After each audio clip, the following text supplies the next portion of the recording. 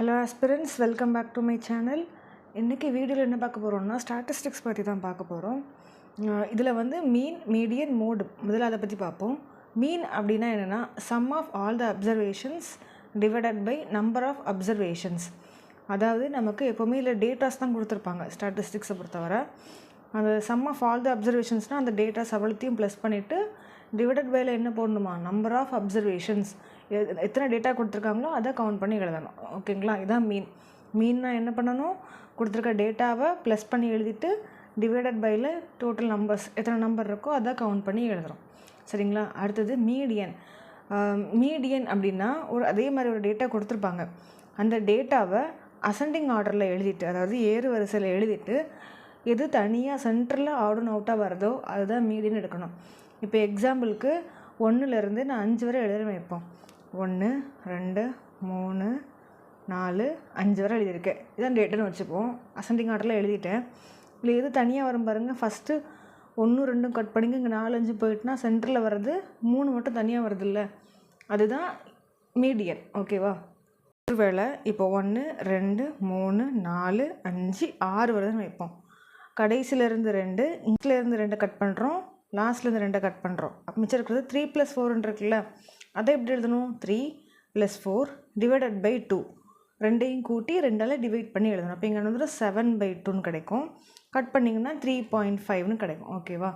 இப்போ நெக்ஸ்ட்டு பாருங்கள், mode. Most frequently இந்த டேட்டா, அதிக முறை கொடுக்கப்பட்ட உறுப்பு. இதே டேட்டாவில் எது வந்து அதிக டைம் ரிப்பீட் ஆகிருக்கோ அதுதான் மோடு. ஓகேவா. இப்போது ப்ராப்ளம்ஸ் பார்ப்போம். ஃபைண்ட் த மீன். ஒரு டேட்டா கொடுத்துருக்காங்க, சராசரி கேட்டிருக்காங்களா. என்ன பண்ணணும், சராசரினா கொடுத்துருக்க டேட்டாவை அப்படியே ப்ளஸ் பண்ணி எழுதிட்டு டிவைடட் பையில் எத்தனை நம்பர்ஸ் இருக்கோ அதை கவுண்ட் பண்ணி எழுதணும். முதல்ல ப்ளஸ் பண்ணி எழுதிக்கலாமா. 2 + 4 + 6 + 8 + 10 + 12 + 14 + 16 எழுதியாச்சு. த ஹோல் டிவைடட் பை எத்தனை நம்பர் கவுண்ட் பாருங்கள், 1 2 3 4 5 6 7 8 நம்பர் இருக்குது. ஸோ டிவைடட் பை 8 போட்டோன்னா இப்போ மேலேக்கா நம்பர் அவ்வளோத்தையும் ப்ளஸ் பண்ணி எழுதுனா என்ன வரும்னா 72 டிவைடட் பை 8. இது ரெண்டையும் கட் பண்ண எவ்வளோ வரும், 9. ஸோ ஆன்சர் வந்து 9. இதுதான் சராசரி. இப்படி தான் கண்டுபிடிக்கணும். சரிங்களா. ஒரு டேட்டாவுக்கு சராசரி எப்படி கண்டுபிடிக்கணும், கொடுத்துருக்க டேட்டா அவ்வளோத்தையும் ப்ளஸ் பண்ணணும், எத்தனை நம்பர்ஸ் இருக்கோ அதால் டிவைட் பண்ணணும். ஓகேவா. இப்போ நெக்ஸ்ட் கொஸ்டின் பாருங்கள். அதே சராசரி தான் கேட்டிருக்காங்க. நம்பர்ஸ் எப்படி இருக்குது, 10 20 30 40 50ன்னு இருக்குது. என்ன பண்ணணும், கொடுத்துருக்க நம்பர்ஸ் எல்லாத்தையுமே ப்ளஸ் பண்ணி எழுதணும். So 10 + 20 + 30 + 40 + 50 the whole divided by எத்தனை நம்பர்ஸ் இருக்குது, 5 நம்பர்ஸ் இருக்குது. ஸோ 5 மேலே ப்ளஸ் பண்ணி எழுதுனா என்ன வந்துடும், 150. டினாமினேட்டரில் 5 கட் பண்ண எவ்வளோ வரும், 30. ஸோ 30 தான் ஆன்சர். ஓகேவா. நெக்ஸ்ட் கொஸ்டின் பாருங்கள். முதல் 10 இயல் எண்களின் சராசரி. இந்த மாதிரி கேட்குறாங்கன்னு வைப்போம். நம்ம என்ன பண்ணுவோம், இயல் எண்கள்னால் 1லேருந்து ஸ்டார்ட் ஆகும். முதல் 10 இயல் எண்கள்னால் 1 + 2 + 3 + எக்ஸெட்ரா டு 10 வரைக்கும் எழுதணும். அப்படி தானே. அப்படி இல்லாமல் முதல் 10 இயல் எண்களின் சராசரின்னு கேட்டாங்கன்னா நீங்கள் ஒரு சின்ன ஃபார்முலா யூஸ் பண்ணுங்கள். என்னென்னா n × n + 1 divided by 2. n வந்து இந்த 10ன்னு எடுத்துக்கோங்க. சரியா. அப்போ 10 × 10 + 1 வந்துடும் 11 டிவைடட் பை 2. கட் பண்ணால் எவ்வளோ வரும், இங்கே I2 10, 5 × 11 55 ஆன்சர் வந்துடும். சரிங்களா. முதல் 10 இயல் எண்களின் சராசரி இப்படி கேட்குறாங்கன்னா என்ன formula, n × n + 1 divided by 2. இதில் போடுங்க, இன்னும் ஈஸியாக இருக்கும். நெக்ஸ்ட் கொஸ்டின் பாருங்கள். கீழ்காணும் புள்ளி விவரத்தின் இடைநிலை அளவை காண்க அப்படின்னு கொடுத்துருக்காங்க.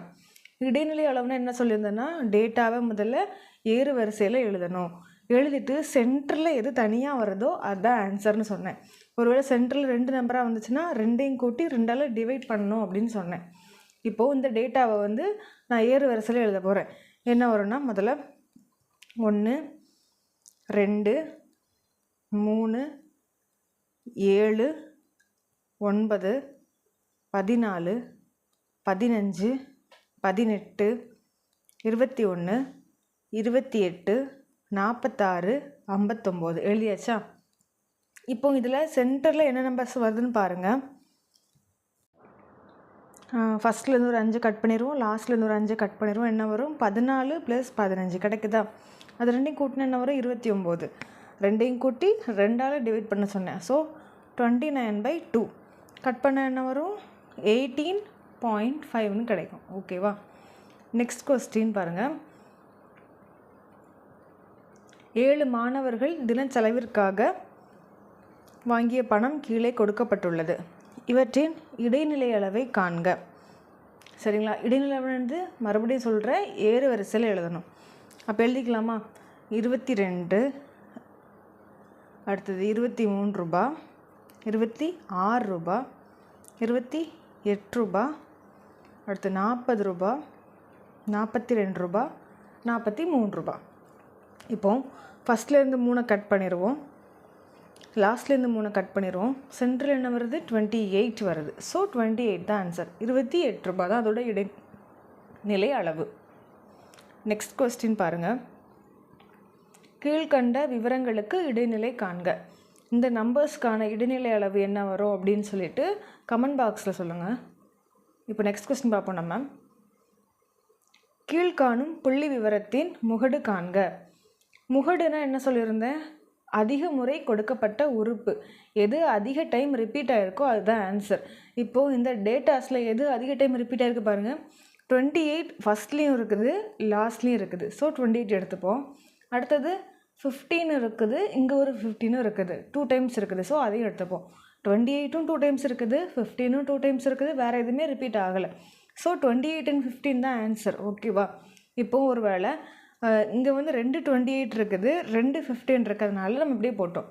3 28 இருக்குது. இப்போ 28, 28, 28 இருக்குது. 15, 15 இருக்குது. இப்போ இது ரெண்டில் எது அதிக முறை கொடுக்கப்பட்ட உறுப்பினடப்போ 28. ஏன்னா அதுதான் 3 தடவை இருக்குது. ஓகேவா?